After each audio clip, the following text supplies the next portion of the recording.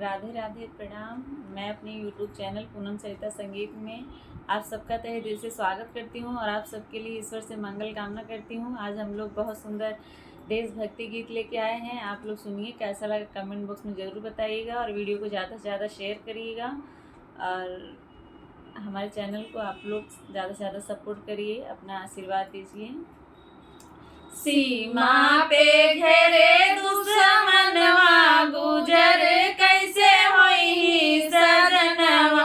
सीमा पे घेरे दुश्मनवा गुजर कैसे होई सजनवा। सीमा पे घेरे दुश्मनवा गुजर कैसे होई सजनवा। होई सजनवा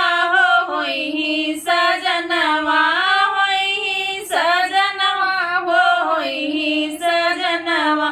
सीमा पे घेरे दुश्मनवा गुजर कैसे होई सजनवा। सीमा पे घेरे दुश्मनवा गुजर कैसे होई सजनवा।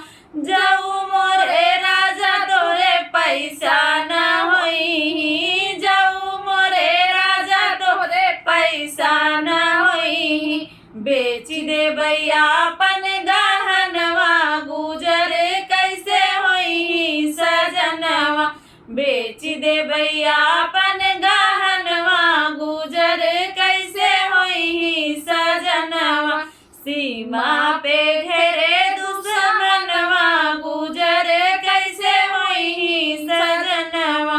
सीमा पे घेरे दुश्मनवा गुजर कैसे होई सजनवा।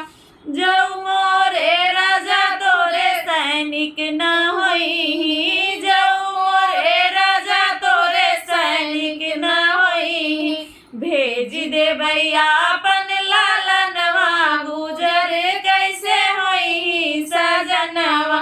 भेज दे भैया अपन लालनवा गुजर कैसे होई सजनवा।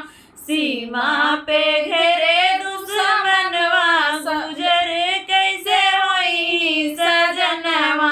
सीमा पे घेरे दुश्मनवा गुजर कैसे होई सजनवा। जाऊ मोरे राजा तोरे अकिल के कमी हुई। जाऊ मोरे राजा तोरे अकिल के कमी हुई। तजी दे भैया अपन परनवा गुजर कैसे होई सजनवा।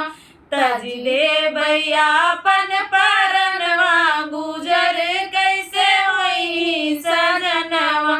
सीमा पे घेरे दुश्मनवा गुजर कैसे होई सजनवा। सीमा पे घेरे